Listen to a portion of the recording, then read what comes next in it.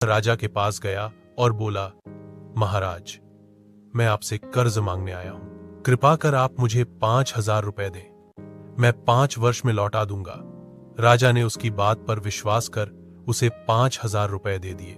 5 वर्ष बीत जाने के बाद भी जब उस व्यक्ति ने राजा के रुपए नहीं लौटाए, तब राजा को मजबूरन उसके घर जाना पड़ा, लेकिन वहां वह व्यक्ति नहीं मिला। जब भी राजा वहां जाता, बहाना बनाकर उसे वापस भेज दिया जाता।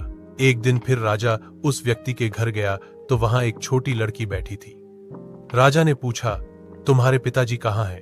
लड़की बोली, पिताजी स्वर्ग का पानी रोकने गए हैं। राजा ने फिर पूछा, तुम्हारा भाई कहाँ है? लड़की बोली, बिना झगड़ा के झगड़ा करने गए हैं। राजा के समझ में एक भी बात नहीं आ रही थी, इसलिए वह फिर पूछता है, तुम्हारी मां कहाँ है? लड़की बोली, मां 1 से 2 करने गई है। राजा उसके इन ऊल जुलूल जवाब से खींच गया। वह गुस्से में पूछता है, और तुम यहां बैठी क्या कर रही हो? लड़की हंसकर बोली, मैं घर बैठी संसार देख रही हूं। राजा समझ गया कि लड़की उसकी किसी भी बात का सीधा जवाब नहीं देगी, इसलिए उसे अब इससे इन बातों का मतलब जानने के लिए प्यार से पूछना पड़ेगा। राजा ने चेहरे पर प्यार से मुस्कान लाकर पूछा, बेटी, तुमने जो अभी मेरे सवालों के जवाब दिए, उनका मतलब क्या है? मैं तुम्हारी एक भी बात का मतलब नहीं समझ सका। तुम मुझे सीधे सीधे उनका मतलब समझाओ। लड़की ने भी मुस्कुराकर पूछा, अगर मैं सभी बातों का मतलब समझा दूं, तो आप मुझे क्या देंगे? राजा के मन में सारी बातों को जानने की तीव्र उत्कंठा थी। वह बोला, जो मांगोगी वही दूंगा।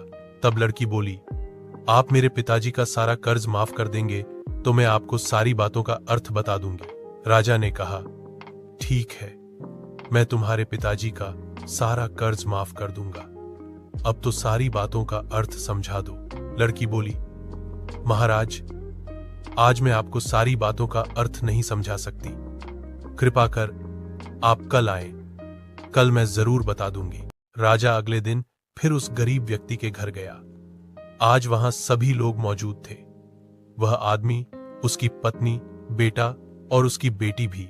राजा को देखते ही लड़की पूछी, महाराज, आपको अपना वचन याद है ना? राजा बोला, हां, मुझे याद है।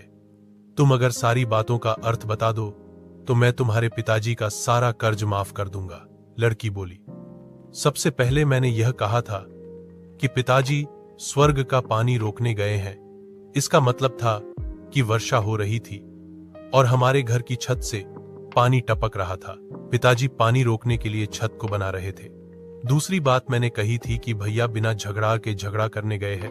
इसका मतलब था कि वे रेंगनी के कांटे को काटने गए थे।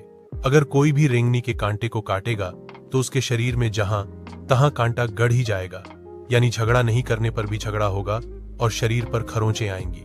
लड़की बोली, महाराज, तीसरी बात मैंने कही थी कि मां 1 से 2 करने गई है। इसका मतलब था कि मां अरहर दाल को पीसने यानी उसे 1 का 2 करने गई है।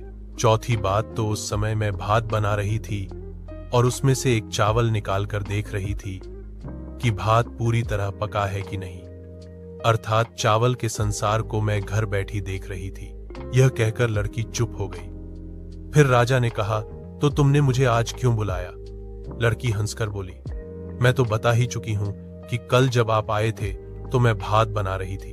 अगर मैं आपको अपनी बातों का मतलब समझाने लगती तो भात जल जाता, तो मां मुझे जरूर पीटती।